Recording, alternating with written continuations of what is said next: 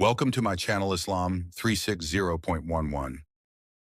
ابھی آپ نے مولانا فضل الرحمان صاحب کی بات کی، آپ کی کیونکہ سیاسی وابستگی بھی ہے، جی ہاں، تو سیاسی وابستگی وجہ ہے یا کوئی اور اختلاف ہے کہ آپ مفتی طارق مسعود صاحب کے بارے میں بھی ایک آدھا آپ نے بیان دیا، ایون مولانا طارق جمیل صاحب کے بارے میں بھی تھوڑا بہت، تو وہ صرف سیاست کی وجہ سے یا کوئی اور بھی وجہ ہے؟ حالانکہ دونوں بڑی محبت کرنے والی شخصیات ہیں، ہمارے دونوں ہی بڑے قریبی ہیں۔ میں قدر تفصیل سے بات عرض کروں گا اس کے جواب میں۔ حضرت مولانا طارق جمیل کو اللہ جل شانہ نے جو مقام دیا ہے نا، ہمارے مکتب فکر میں ایسا مقام عوام کے سامنے کسی کا نہیں ہے۔ بالکل، ان سے جو اللہ جل شانہ نے دین کی خدمت لی ہے، ایسی دین کی خدمت شاید کسی سے اس میدان میں لے جس میدان میں مولانا طارق جمیل جہاں جہاں تک پہنچے ہیں۔ میری مولانا سے محبت تھی، محبت ہے، محبت رہے گی۔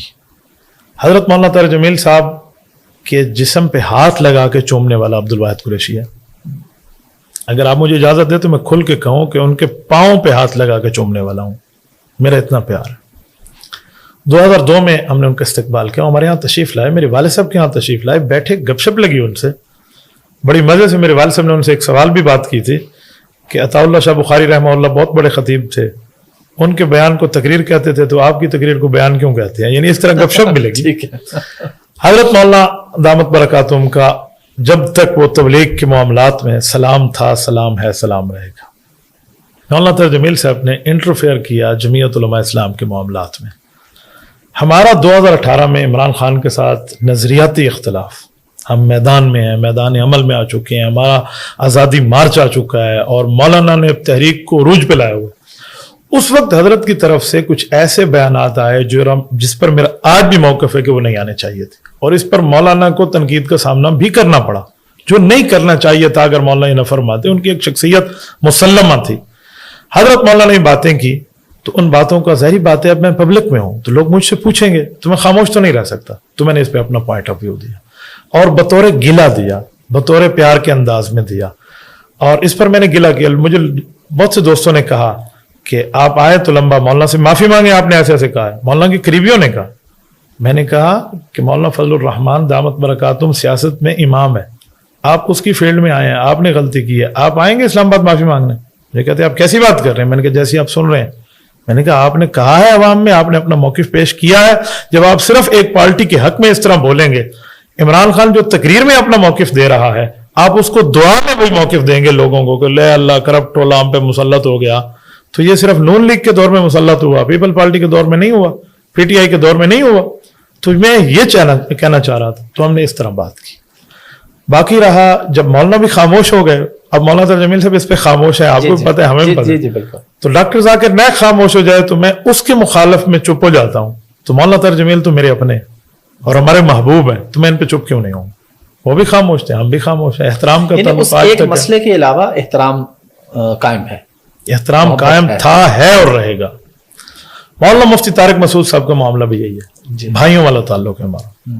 آپ یقین مانیں ابھی حالیہ ان کا معاملہ بنا، جی بالکل، ان کی کال مجھے آئی، آپ پوچھ لیجئے گا، میں آن ایئر کہہ رہا ہوں، وہ اس وقت آؤٹ آف کنٹری تھے، کال آ رہی ہے، میں نے کال نہیں اٹھا۔ ہم اس دن بھی ملتان میں تھے، 20 سپٹمبر بروز جمعہ آرٹ کونسل ملتان میں، ٹھیک ہے، تو رات کو میں بیان میں تھا، مولانا مفتی طارق مسعود صاحب کا وہ کلپ وائرل ہو گیا، تو ان کی کال آ رہی تھی، وہ ان کے ایک وہ نمائندہ ہیں درمیان میں، غالباً ان کا نام نعمان ہے، یا اللہ آپ کمی بیشی معاف فرمائے، انہوں نے مجھے کہا مفتی صاحب آپ سے بات کرنا چاہتے ہیں، یہ کلپ ہے، میں کیا کروں، یہ اس طرح مسئلہ ہو گیا۔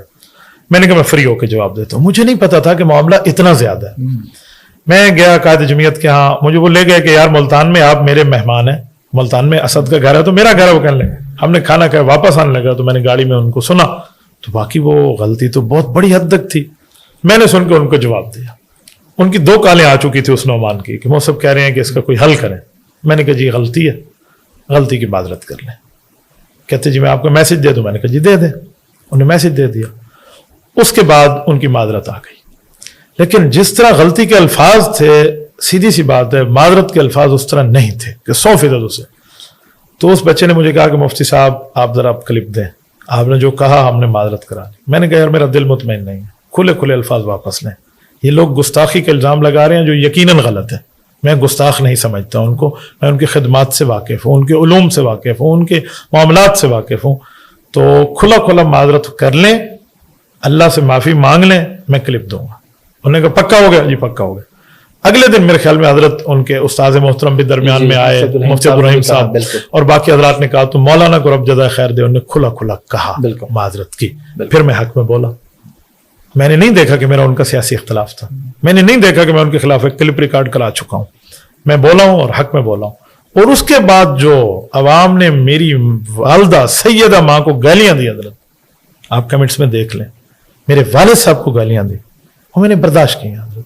क्यों? आप सराय की चादर उठा ना यारी तो दरवाजे वड्डे करने। फिर मैंने ये बर्दाश्त किया और ये काम किया, आज तक मैं उस पर कायम हूं।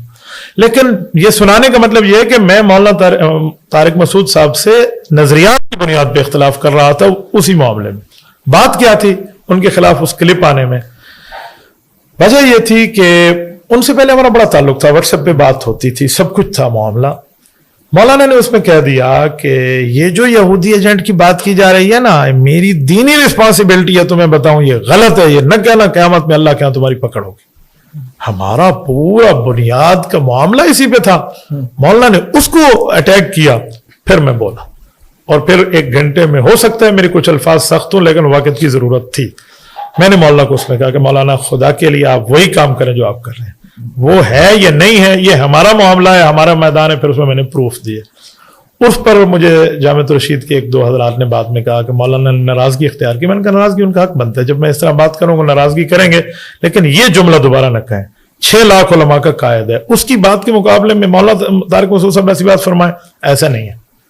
तो वो मामला हमारा चला था, इसीलिए मैंने बात की थी। उन्होंने वो बात दोबारा नहीं फरमाई, हमने भी दोबारा बात नहीं की, हम भी खामोश हैं। अल्लाह अल्लाह और खैर सल्लाह। बेहतरीन।